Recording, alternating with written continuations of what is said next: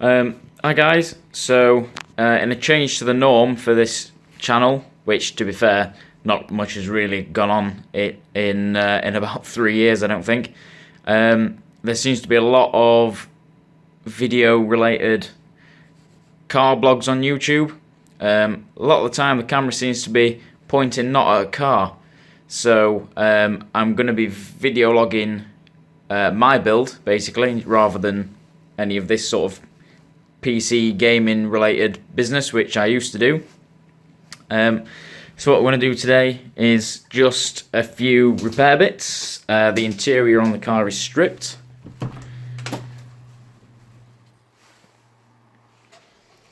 What we'll do is get the cover off. For those of you that don't know me, I'm just wandering about the house aimlessly here at the minute. You'll see what the car is in a moment. I say in a moment, probably about 5 or 10 minutes, because the cover is a pain to get off. And we'll do a little bit of work. Okay, so the car itself, 1995 Impreza wagon. Got the Tommy Kyra spoiler on. One of the rarer spoilers. I bought this car in 2014 in June, so about 3.5 years ago. Completely stock. If I can find a picture, I'll put one up.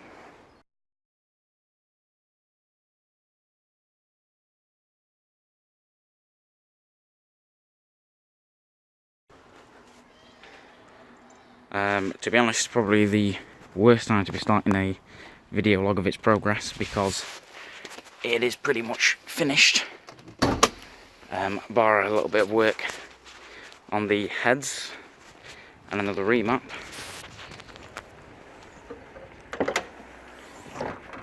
For anyone that might know the early version Imprezas, with a top entry turbo, which usually sees all the sort of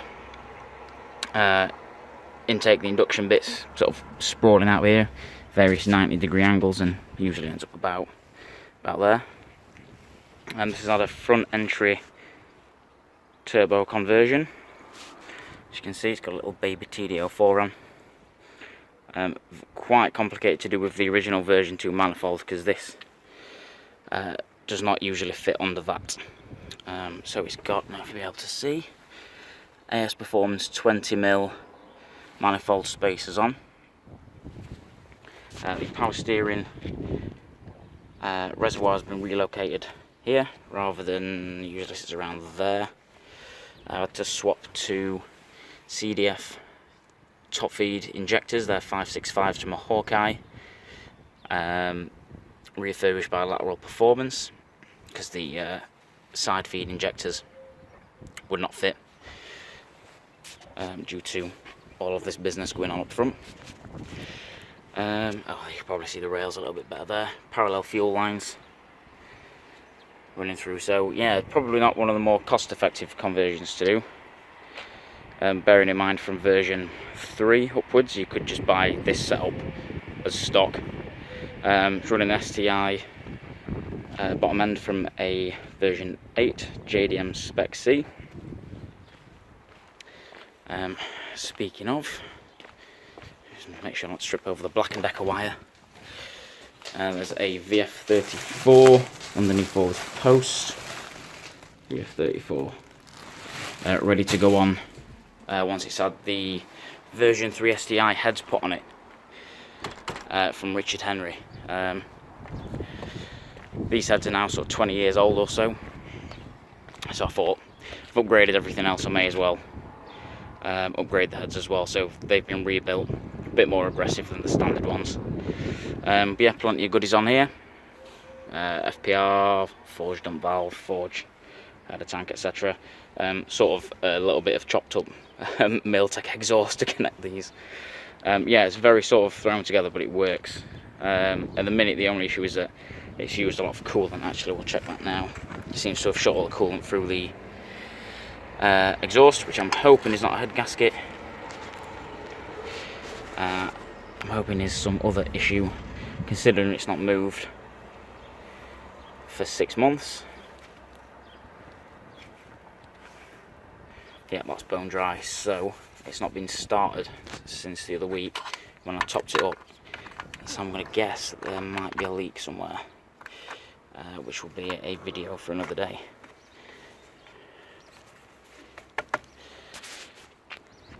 So I think I found the leak surprisingly quickly. Judging that there's coolant all down the back of these coil pack wires, doesn't strike me as the best thing. And a little bit down here, I'm presuming it's this hose. There's a little bit of coolant just dripping off the end. So hopefully it's that. I also need to empty the catch can as well, which is very inconveniently placed. Rather. Don't think you can see it. It's black, so it's right at the back. Yeah. So I've got to empty that, get underneath it somehow. So give that a crack now. All right, I've got it with the world's smallest hands. Just going to undo the bottom. Don't know if you can see that down there. There we go. All the gunk and shit out. So that's one job done. Onto the boot. Alright, so a few of the tools we'll be using. Obviously, battery powered drill. We won't be drilling anything, though that is a gold plated drill bit for metal. Pretty useful thing to have. The almighty wide Black & Decker, so these steel brushes, pretty useful. You can get them up for £1 or so, if that, from a tool shop. Just bang them in the end of the drill. Problem with that is that obviously the battery's not really sufficient to be doing that for too long, especially when you're trying to take under seal off. And if you can see that on the end of there, it's stuck pretty fast. So I've got the manual brushes there, wired drill, so we can keep using that. With unlimited power. Insert Star Wars reference here. Engine degreaser just for degreasing any bare metal before it gets painted. And what we've been using, I like to try different few rust treatment products. So this is Dinatrol RC900 Converust Epoxy. It's just a bit of a mouthful. Rust converter and primer. It's actually really simple to use. You literally just have to get off any crusty bits and spray it on, but obviously I've gone to the extent of degreasing and trying to tidy it up a little bit first. There's a few other bits in the car as well. One's called ferrite.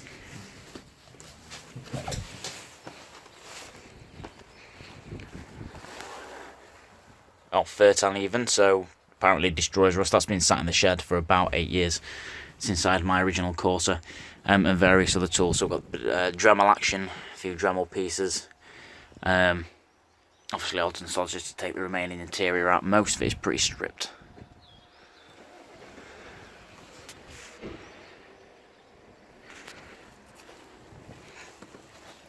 So we'll crack on. So today we're going to be using the Black & Decker with the steel brush. A lot of the front half's already done. As you can see, lots of it's stripped, and I'm going to primer it eventually, but I've treated all the rusty areas. Most of it's surface rust, but just for appearance sake, just so it doesn't get any worse primarily. Just to compare the two products I was mentioning earlier, so this is the Dinatrol. Seems to turn it a purpley colour. It seems to be working quite well. That's probably the one I'd recommend of the two. Dinatrol seems to be one of the better rust sort of performers, and sort of next to using bedliner like Pill 50, it seems to be the best option. The Fertan, similar sort of results, but it sort of sends it a weird black colour. Imagine spilling coffee and leaving it. So it's not as easy on the eye, but it seems to get sort of similar results. I think what I'm going to do is wipe this down and then just cover it in the Dinatrol anyway. Dinatrol leaves quite a nice finish. This has been Dinatrolled. If there's no rust, it leaves it quite clear, which is nice. So I'm going to set to work on this. So when I first got the car, I gave it a good rough sand. Used to hold a lot of water in the wheel well for any Impreza owners. That's a big thing. The sort of linings around the spoiler tend to wear away, and around the rear lights, the rubber around the rear lights gets worn after a certain amount of time, so they start leaking sort of water into the boot, into the wheel well. So I wax oiled it. It's lasted quite well, but a few sort of signs of surface rust coming through now. I think eventually I'm going to cut that out and just have a welded plate over it, to be honest. So we're going to use the Black & Decker and get some of this shit off.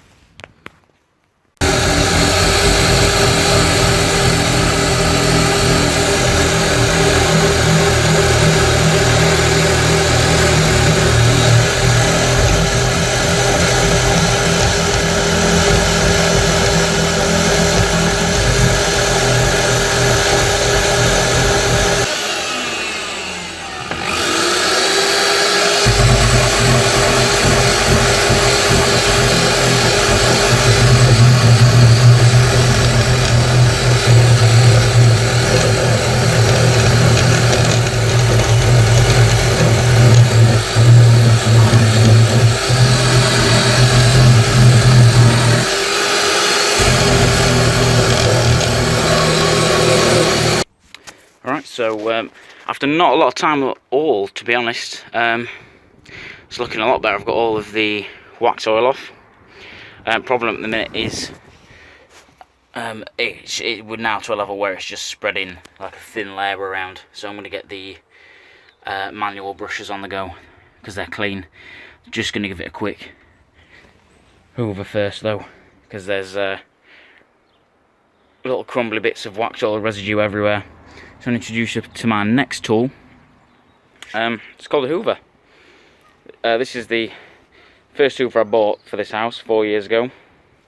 It used to overheat, so I drilled holes in the side, little exhaust ports. Doesn't overheat anymore. It sealed up most of the vents for better suction because it was sucking in through the sides. It only blows out on the other side though. This is broke. This is broke. I soldered it so it's constantly on as well because the on button broke for whatever reason. So now as soon as you plug it in, it's on because I've soldered all the wires together. It's a pretty meaty little beast. So yeah, we'll crack on with that. Oh, not in that plug socket though, because something's broke in it. There we go. Whoa. First person hoovering. Yeah, you get how hoovering works. I don't need to record this bit.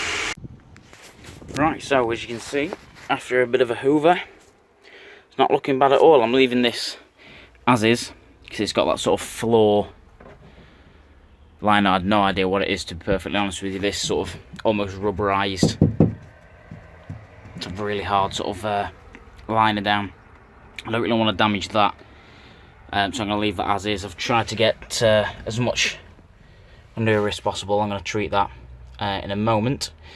Just found a flathead. I'm going to go and tighten that hose so the coolant doesn't leak. Well, hopefully the coolant doesn't leak any further. So we'll do that.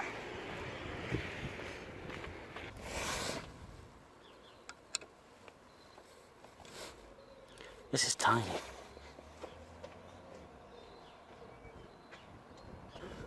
That's better.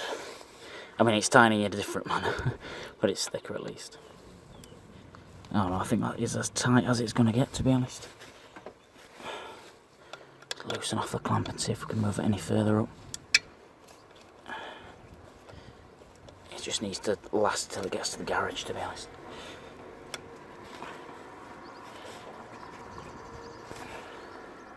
I'll see about ordering some more hose before I send it. Trouble is, I just don't know what width this hose is. I don't really want to take it off.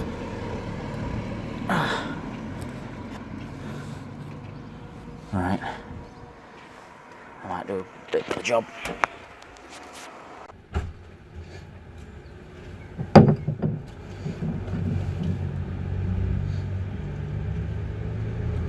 So I'm just going to degrease a little bit now. and put some of the Dinatrol on. Other than the rear arches, this seems to be, I mean, it was on both sides, just this little corner. Seems to be like a little water trap. It's where 3 pieces of metal, in fact 3, 4, quite a lot of separate pieces of metal are bonded together. Now it's not a flush sitting from factory, and it seems, well, on both sides it's corroded away. So, I mean, this is just the sealant stuff, so luckily that's not rusted. Well, obviously being made of rubber. So I'm just going to give this a couple more blasts as well. This has had 1 there, the other side had 2.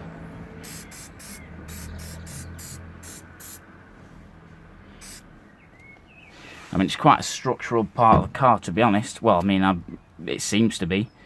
So it's one that I want to remain quite strong. I think this is probably going to benefit the most from a bit of grey primer, because it looks a bit of a state. Same on the other side, to be honest. Just get that in focus a little bit. There we go. But yeah, so I think that's going to be it for today. Oh, check out these neochrome bolts as well, and washers. They're from factory. I don't know who put them in. But I think that's going to be it for today. I'm going to give a few more bits a little bit more of coating some of these bits down here. I'm going to pick this up tomorrow. Oh, as you can see, that's already starting to work. Yeah, purple bits there. Main reason for these videos, to be honest, I want a video log of the car's progression. It's already progressed really far. Again, if I can find a stock picture of it, I'll put it up from when I actually bought it. It's progressed so far since. And I kind of just want to keep a video log of what I've done to it, to be honest. If it ever comes to the point where I have to sell it or break it, I mean, at least people can see the amount of work that's gone into maintaining the shell and this, that and the other. I'm going to see if I can jump on one of the forums and find out the width of that coolant hose. I get another one. I think it's probably one of the very few remaining hoses that isn't silicone. One of the very few sort of remaining stock hoses. So I'd like to get that replaced anyway. But yeah, if you like these videos, I mean, keep watching. I'm going to put them up anyway. I appreciate it if you have. And join me again next time for more getting dirty in the wheel well of a 25-year-old Impreza. Good stuff. Catch you later.